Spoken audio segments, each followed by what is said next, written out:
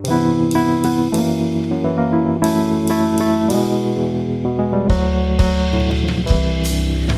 if you listen to the show regularly, you may know that education is something I care deeply about, and I'm sure many of you do as well. That's why I want you to really know about a new investigative podcast by American Public Media that's all about how children are taught to read in schools. I want you to listen to it because it explains so much about why so many children can't read and are really behind in their reading level. Nationally, 1 in 3 fourth graders cannot read at a basic level. That holds true in Minnesota as well. They're not reading at their grade level. Award-winning education reporter Emily Hanford spent years looking into how reading is taught nationally. And she discovered that the way that it's taught in many schools actually makes it harder for children to learn. And to give you a better sense of the issue, I want you to take a moment now to listen to the first minute of the first episode of the podcast called Sold a Story. Guide dogs lead very interesting lives. For 10 or 12 years, they are in charge of guiding a blind person. I got this recording from the U.S. Department of Education. They give a reading test every 2 years to a sample of kids. Most guide dogs are born at a kennel. This is a fourth grader who did well on the test, reading a passage about guide dogs. The dogs train in large groups for about 3 months. But most kids don't do well on this test. Dogs are... In fact, a third of fourth graders read so poorly, they sound more like this. Just dogs read very interesting. This child gets through only a fraction of the passage and can't read several words that are key to understanding what's going on. Words like guide and blind. Built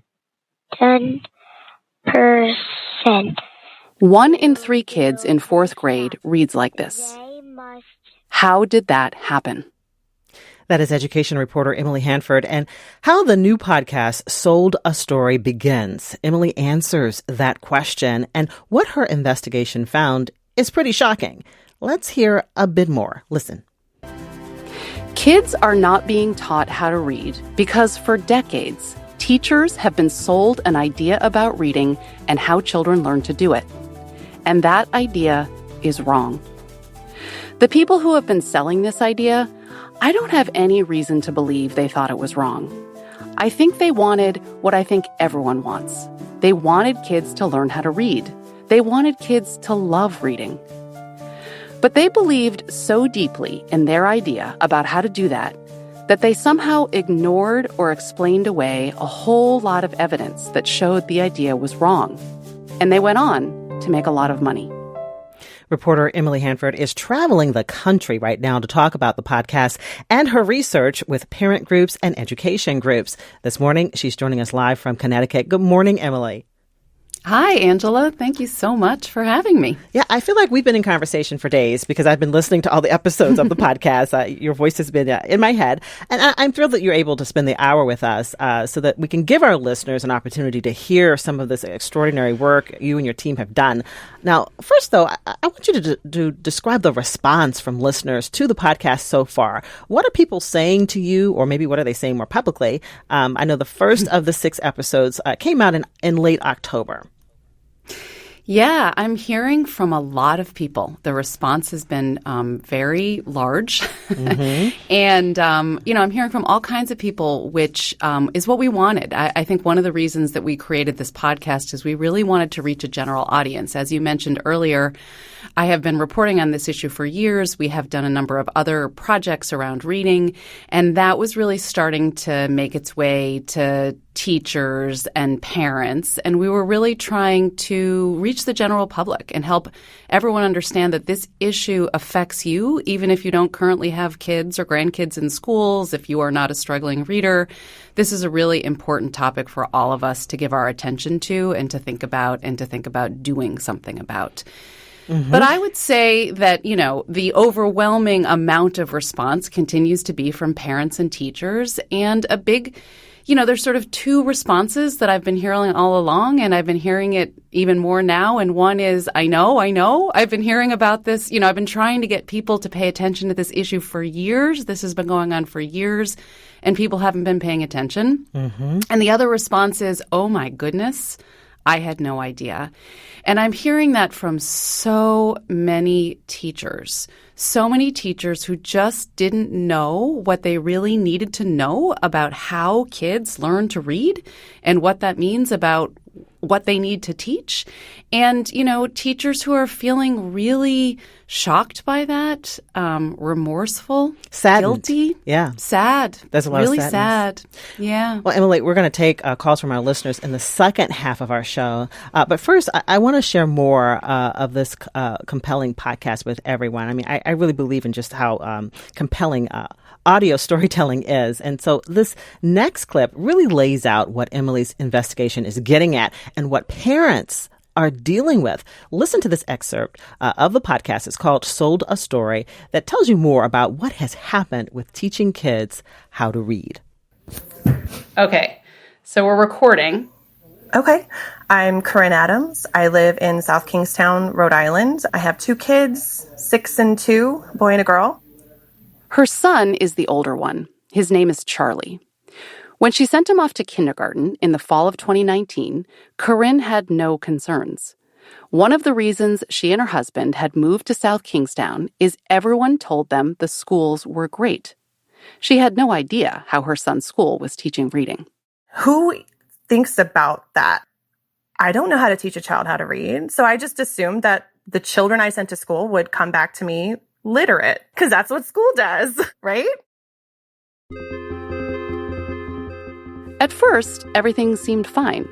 Charlie would come home with these little books, the same book every day for a week.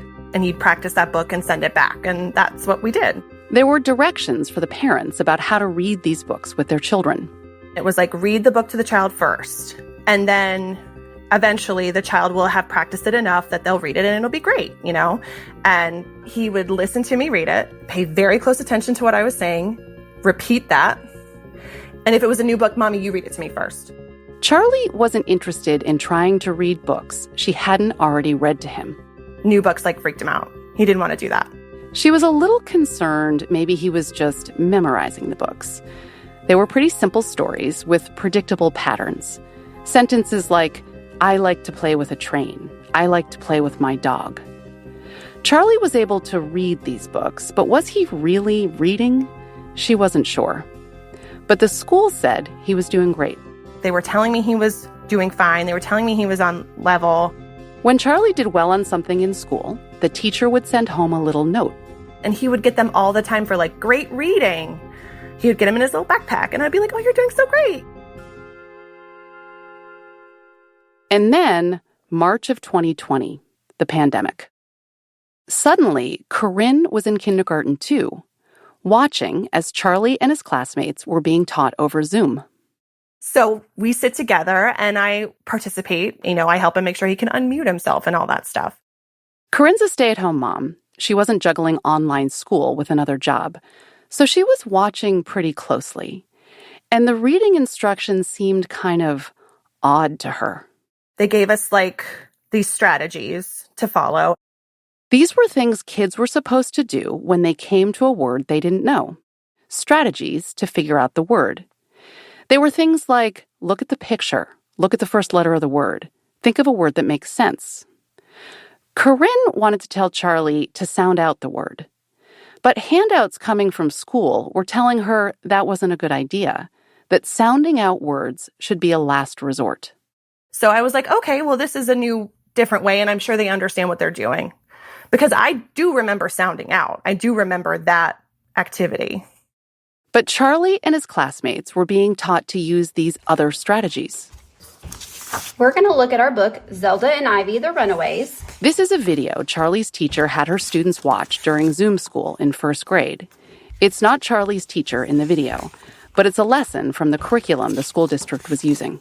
I'm going to read a little bit of this story to you, and if I get stuck on a word, I want you to try to help me figure out what that word could be. The teacher reads the story. The kids can see the words on the screen. They're following along as she reads. And then the teacher comes to a word that she's covered up with a little yellow sticky note.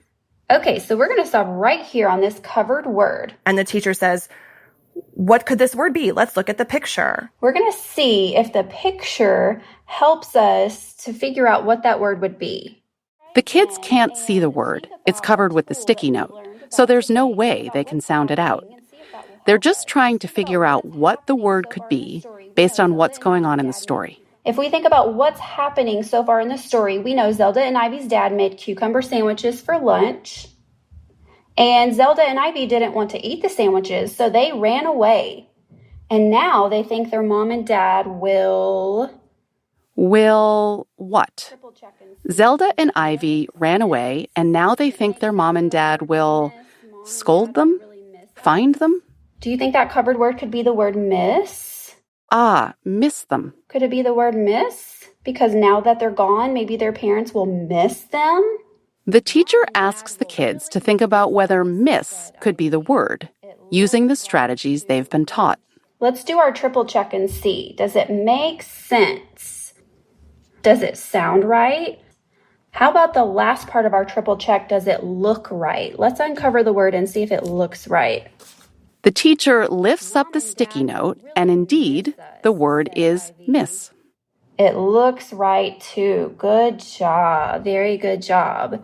Go ahead and click on the next slide so you can practice this strategy on our next part of our story. This seemed weird to Corinne. Why have kids guess the word?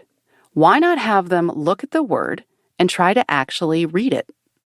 And I said to my son's teacher, I was like, this isn't how we learned how to read, like meaning me and her. And I just kept nagging at me, in the back of my mind, this isn't how we did it, right? This can't be right, right? It's possible Corinne would have just brushed all this off. Whatever, he'll figure it out. The school says he's doing fine. But she also had to give Charlie a reading assessment at home. Not something a parent would normally be asked to do, but this was COVID. And I wasn't allowed to read it to him first, and I couldn't help him in any way. I could point to the words for him, and that was it. He had to read it. She gave him the test. They're sitting in their kitchen. Charlie's 2-year-old sister is playing in the background. And Charlie has to read a book called How Things Move. How things move. This is that reading assessment. Corinne recorded it. You is my... Here's the sentence Charlie is trying to read. This toy moves when you push it. There's a picture in the book of a girl pushing a truck. You... It... You... Charlie is grasping for straws. He has no idea how to read most of the words in this book. Some of the words he is saying are not even on the page. Box. It was just eye-popping. And I went into my bedroom and cried.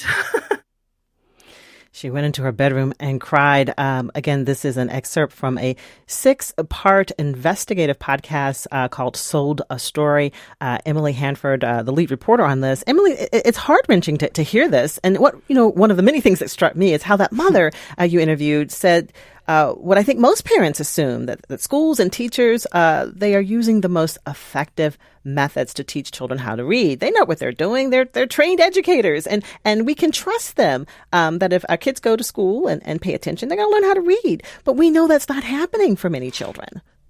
Yeah. And it's one of the most difficult things, I think, for parents when they start to recognize that their kids are struggling, because the schools are the experts. You want to trust the schools and the teachers. And I don't think that anyone is trying not to teach kids to read. I do not think this is deliberate. But it's very difficult for for a parent to then question it. And I got into this reporting because of that, really. I was interviewing parents all over the country, and they were talking about the fact that their kids were struggling, and they were having this similar experience that Corinne did, which is the school was saying he was doing fine. The school said it was okay, and then I brought it up, and I was saying, no, but I think there's something wrong. He really isn't reading very well. He's really struggling. He's starting not to like school. And the parents start to feel like they're living on another planet. It becomes very like, what is going on here? Am I crazy? Like, what is up? And there's this disconnect. And that's really what I was trying to explain, explore, and figure out how it happened. This disconnect between what many parents are seeing at home and what's going on in school. And when they bring it up and question it, they often get a lot of resistance from the school. Right. And the mother of that kindergartner, little Charlie, she said, this wasn't how I was taught to read. She learned how to sound out words. And the example that she used there, was the word miss, and how the pictures in the story were supposed to teach the kids how to say miss. As I was listening to that, I just wanted to like jump in there and like say, okay, Charlie, like look at this M-M-M-I-S-S, Right. miss. So let's talk about, the podcast describes a way of teaching reading that's become very popular over the last decades. And it's been picked up by school districts around the country and by many school districts here in Minnesota. So Emily, describe this approach to us. What is happening in schools? Yeah, I do want to emphasize that what I'm talking about is sort of an approach, right? So I'm not talking about there's some survey data that show that the vast majority of elementary schools across the country describe the way they teach kids to read as balanced literacy. And that sounds really good. I think we all want balance in all things. I think we could use more balance in our world. So that is a term that doesn't have a precise definition. But what I have found in my years of reporting is that there's sort of a foundational idea that you can find within balanced literacy. And it is this idea that when it comes to teaching kids how to read the words on the page, which is the thing that kids need to learn to do to become good readers, right? Little kids come into school and they know how to talk. They know the meaning of words. We know that some kids know the meaning of lots and lots of words and other kids don't. And this contributes to some of the inequities we eventually see in reading achievement, to tell you the truth. But there is this thing. Most kids come into school and they don't know how to read the written words yet. And what you'll find in a lot of approaches, programs that define themselves as a balanced literacy, is that they will teach these strategies that I was just talking about in the podcast. So you could sound out the word. That's one strategy you could use. But in fact, there are all these other strategies that might be easier for you. Because the truth is that sounding out written words in English is kind of difficult. Written English is actually one of the most difficult alphabetic languages to learn in the world. So I think these strategies became popular really because teachers weren't equipped with the knowledge of how to teach reading and how to teach written language as well as they need to be. A first grade teacher actually needs to know quite a bit about written English to be able to teach it well to a little kid. A lot of teachers haven't been equipped with this knowledge, and I think this idea that there are these other things they could teach kids to get the words just became very attractive. And what happens is that a lot of kids aren't being taught how to read the words, so it ends up with what you just heard, little Charlie. Some kids do put it together and figure it out, but it turns out a lot of kids don't. They need much more direct and explicit instruction in how to read those words, and they're not getting it in lots of schools, and they're being told they don't have to sound out the words. They can, but in many schools they're not being given enough instruction in how to do it, how to sound out the words. So how did this approach gain so much traction, and why did so many teachers and schools embrace what we're seeing now, this balanced literacy, and sort of getting away from phonics as being sort of the basis of everything? Yeah, well, I think what I said before, which is that they didn't get the knowledge they needed when they were prepared to be a teacher. So I think that's a foundational problem here, like what happens in teacher preparation programs. And we have a significant amount of evidence that teachers are not being taught what they need to know about reading and how it works and how to teach it to little kids. And then I think the other thing that I identify and investigate in the podcast is the fact that there are some very popular materials, so sort of brand name versions of balanced literacy, that schools are spending a lot of money on, that are being sold by some people who have become really sort of gurus of literacy. Like teachers know these people by their first names. There like are some rock education stars. professors. You said they're like rock stars. Yeah. And they aren't the only ones selling this balanced literacy approach. There's lots of people, literacy experts, consultants, publishing companies that are broadly speaking, selling the materials and the curriculum to teach so-called balanced literacy. But there are these three authors who are alive now and a publishing company that has really become very well known. And you can go into schools all over the country and you will see these people's books and their materials all over the curriculum, person's office and in classrooms all over the place. And it's a company named Heinemann. It's a publishing company in Portsmouth, New Hampshire, and a woman named Lucy Calkins, who's a professor at Teachers College, Columbia, and a couple of other professors, one named Irene Fountas, who teaches at Lesley University in Massachusetts, and Gay Supinel, who's a retired professor at Ohio State. And they started selling this approach very effectively back in the 90s and have really had a huge influence on how schools teach reading across the United States and in other parts of the world, too. And, there is some science, though. I mean, what, in your experience and what you found, like, what does the research say about how children learn to read? Because we do know a lot more than we did even, 20 years ago. Absolutely. So people have been arguing about how to teach reading for a long time. I mean, really hundreds of years. Mm-hmm. And it was really because no one knew. And then there's been this just explosion in research and knowledge about reading. Since the 1960s, 70s, there was really an explosion of research. And it's really revealed a lot of very important things about just how our brains learn to read. And I think there's sort of one fundamental idea that people can go away with, and it's this. We are not born with brains that are meant to read. And that's because as human beings, we just invented written language kind of recently, right? So we've been walking around as human beings on this earth for a really long time, and we just did this written language thing a few thousand years ago. So our brains actually aren't ready to do it, or they're not able to do it on their own. They are ready to do it. You can become a very, very good reader. But the sort of foundational idea in a lot of reading instruction is that learning to read is a lot like learning to talk. That if you immerse kids in a literate environment, that they will eventually figure it out. And it turns out that that is not true for probably really anyone. It's a continuum here. Like some people are able to put it together without a lot of explicit instruction, and some people need a lot of explicit instruction. And then there's this big, wide middle. And the other big aha that I would like to emphasize to people that really surprised me in this reporting is that it's just more people than you might think. Reading is actually quite difficult for a lot of people, including a lot of very, very intelligent people. Very smart people have a hard time learning how to read. And you asked me at the very beginning who I'm hearing from. And I told you a lot of parents and teachers. And there's another category I hear from a lot. And it's adults who kept this as kind of a secret for a lot of their life. Yes. Learning to read was really, really hard for me. No one really taught me how to do it. It was very confusing. I'm still not very good at it. And I don't really want anyone to know. And a lot of people are sort of, and they've used this term, coming out. I've gotten several emails like, this work has helped me have the strength to come out and say, hey, this is me. I'm not alone. There are a lot of people like me. And a lot of people struggle. A lot of people moved on, advanced, finished elementary, middle, high school, graduated, and still really are not efficient readers. And you do have some compelling stories in the podcast. And let's take a phone call right now, Emily, in Plymouth.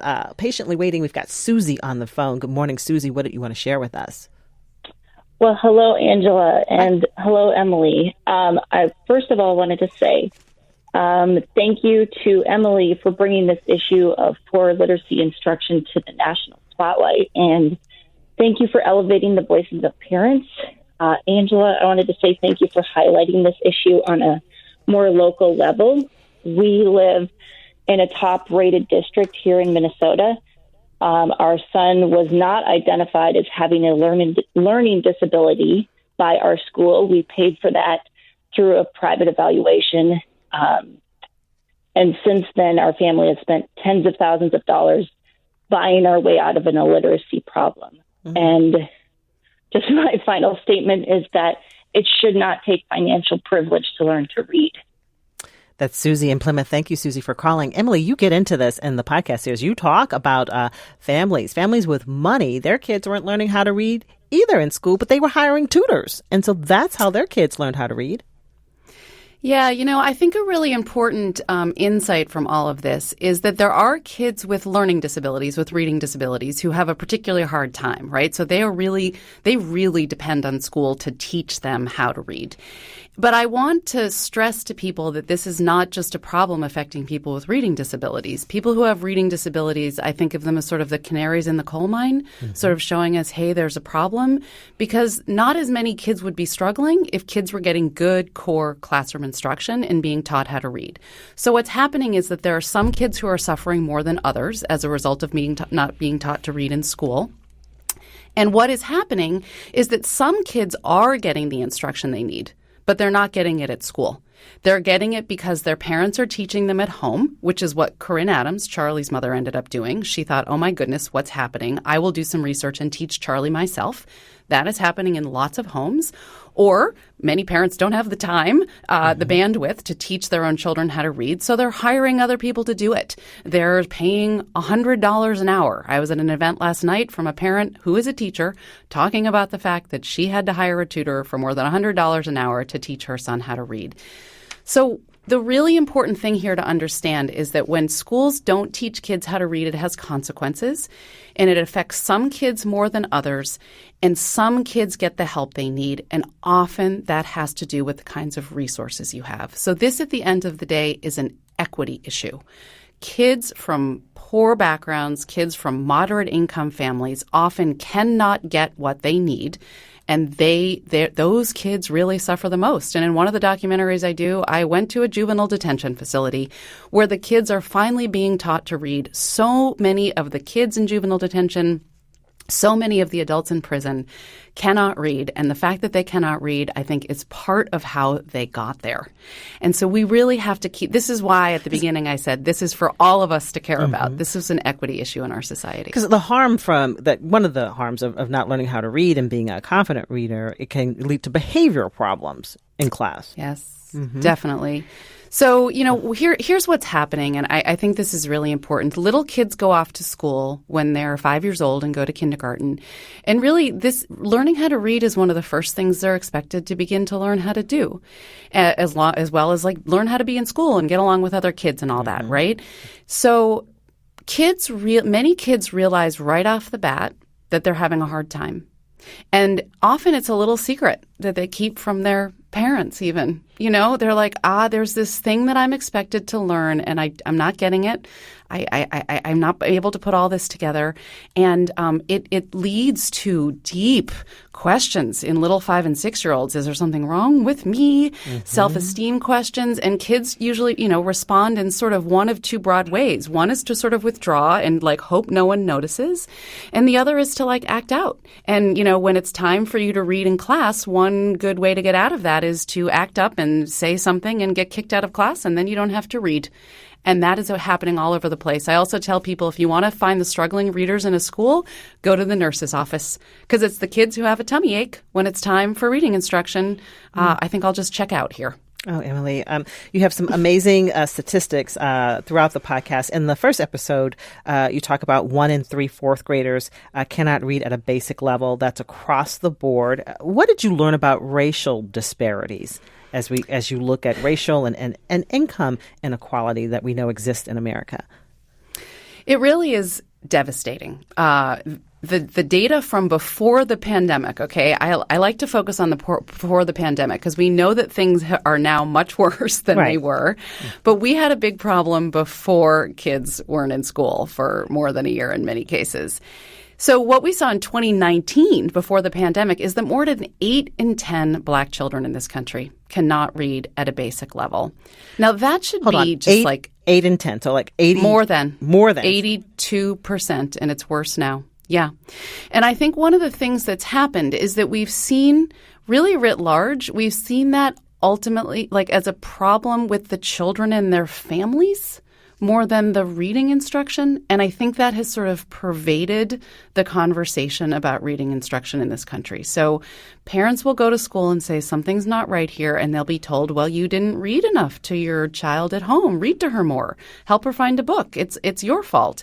And so in many cases, we're blaming the families and saying they didn't do enough without looking at the instruction itself. And I'm not saying that instruction is the only factor here. We know that family resources, parent educational background has a very big influence on reading achievement ultimately. But there is a very significant, important role for instruction, and there's a lot of research that shows that if you teach kids how to read, most kids will be able to learn to do it pretty well. All right, we're talking with Emily Hanford, a senior correspondent and producer with American Public Media. She is a longtime journalist and has been reporting on education for many years. She has a podcast that just came out, an investigative podcast called Sold a Story, which talks about the approaches to reading, how kids are being taught how to read in school and the problems that we're finding. Let's take more of your phone calls. In Minnetonka, we've got Stacey Klein. Stacey on the line. Hey, Stacey. Good morning. Hello. What did you want to share with us? Thank you. I want to reiterate Susie's gratitude and thank you both for the platform that you've given to this issue. It's very real. And even being blessed to be in the most affluent school district in the state of Minnesota, we have a child who is dyslexic. And for years, we chose to trust the district when they told us that even though his extremely slow progress was adequate. It was not. He learned 2 new letters of the alphabet in 1 year, and we were told that that's appropriate. Our kids, our son who's in middle school, our daughter who's at the high school in Minnetonka, both came home with leveled readers. I was trained as a parent volunteer to assess students using the Fountas and Pinnell ladder of reading in first grade in a baggy book program. Unfortunately, we had to file for due process with the district just to get appropriate evidence-based instruction for our son. And it took a court order for that to happen. And I can tell you that there are families out there, every family I talk to who has gone down this path, as Emily has stated too, there's a level of cost there. There's an emotional cost to the student, to the family. There's a financial cost. There's a cost to time and energy. And the activities that these kids who are spending time in tutoring or sitting on the couch doubting themselves are not spending in sports or extracurriculars or with friends. Unfortunately, the district appealed our prevailing ruling, and after 3 years of a legal battle and several hundred thousands of dollars in legal debt that we now carry, the district prevailed in the 8th Circuit Court of Appeals and argued successfully to the judges and convinced them that the Fountas and Pinnell ladder of reading was an appropriate, quote, phonological measurement of progress for my students. Okay, Stacey, I want to give Emily an opportunity to talk about this because, I'm thinking about the 6th and final episode of the podcast, Sold a Story. Emily begins with the voices of parents and grandparents at school board meetings across the country, all demanding to know why their young kids can't read or their reading is way beneath grade level. There's definitely a lot of pushback happening right now, as Stacey is describing, like taking the district to court. Yeah, I got into this topic really through that. So the first documentary I made about this was about kids with dyslexia and why they're not getting the help they need in school. And what I was meeting are all these parents who were taking it to court and spending a lot of money. And, I sort of stepped back and was like, whoa, okay, so that's the tip of a very big iceberg. And that was when it was really the parents of kids who are struggling to read who showed me that there was all this research. There's all this stuff known about how to teach reading, and they're getting a tremendous amount of resistance from schools. And the resistance, schools are spending millions of dollars on defending themselves and defending the way that they teach reading. And the best explanation I can have for that is that those schools just don't themselves understand reading and how it works. And I think writ large, a lot of people just haven't known what to do about this problem. So when a kid presents with a real reading disability, the schools don't broadly know what they need to know about how kids learn to read. So they really don't know how to help the struggling readers. And that's just happening over and over and over again. The stories that you've just heard from parents this morning are stories that I've heard so many times from parents all over the country and in other parts of the world. All right, we're talking with the lead reporter and producer on Sold a Story, How Teaching Kids to Read Went So Wrong, a new investigative podcast. Taking more phone calls in St. Louis Park. David's on the phone. Hey, David, good morning to you. Hey, good morning. Thank you for taking my call. Sure. What's your story? This story goes back about 20 years ago when my daughter was in second grade. And just to give you a little background, we're one of those families who have 3 kids, and we read to them every night, before bed. And, since they were able to really, sit up in their bed and then listen to that. So second grade, and rolls around, and my daughter's at a private school, and we started noticing that she just wasn't reading correctly. She would take turns reading. Just wasn't right. We went to the school and said, there's something wrong here. She's just not reading correctly. And the story comes back, as you noted before, well, she's reading at grade level. And the school that she was at, I believe it's called the whole language. Is that one of the reading methods out there? Yeah, yep. I would say the balanced literacy approach that I referred to before sort of grew out of this whole language approach. Yeah. So it's back when they called it whole language. Okay, so they said, oh, no problem, she's reading fine. Well, that was second grade. Third grade rolls around, and we got the fall conference. The teacher says, well, I want to talk to your mom and dad for a little bit, told my daughter to go out in the hallway. And she basically said, your daughter's not reading correctly. We almost killed her. We've been telling them for a year she's not reading right, okay? And so, of course, then we went down the path you mentioned before. We had a private tutor after school and things like that and helped her. But it wasn't really until we went to Thanksgiving down to my aunt's house, who's a special ed teacher, and she gave her some sort of tidbits on how she would be teaching her kids how to read and things like that, and more into the phonics type of reading. And she's done just fine. She was a straight A student in high school and everything else. So always a little slower reader, but it's just the fact that we were trying to tell the school there's something wrong, they weren't listening. And in this private school, seemed to be more set up if you had trouble, they weren't really there to help you as much as if you were a student that excelled. They're a lot better set up that way. Thank you, David, for sharing that. Emily, what did you want to share with what he described?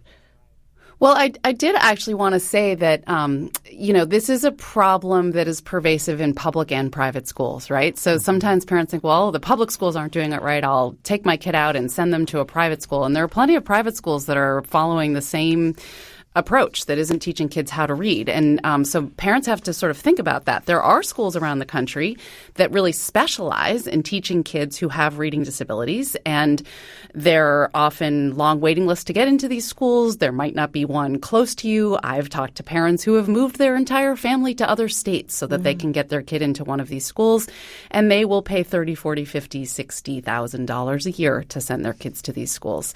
So, but this is not a problem. This problem that kids are not being many kids are not being taught to read in schools in this country is happening in public and private schools across the country. Emily, before we leave, before our time is up, tell us again where we can find out more about the podcast, where we can listen to it, how we can find information about it.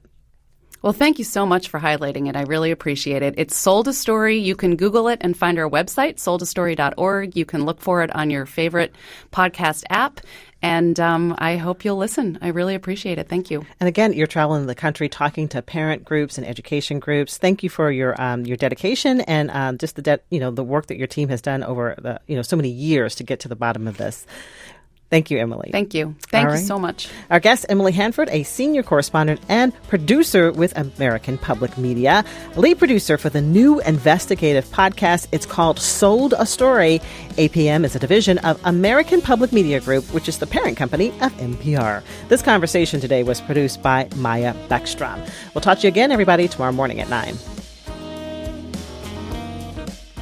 Thanks for listening to a recording of my live radio show on MPR News. A reminder that if you want to catch my show in real time, tune in and call in weekdays at 9 a.m.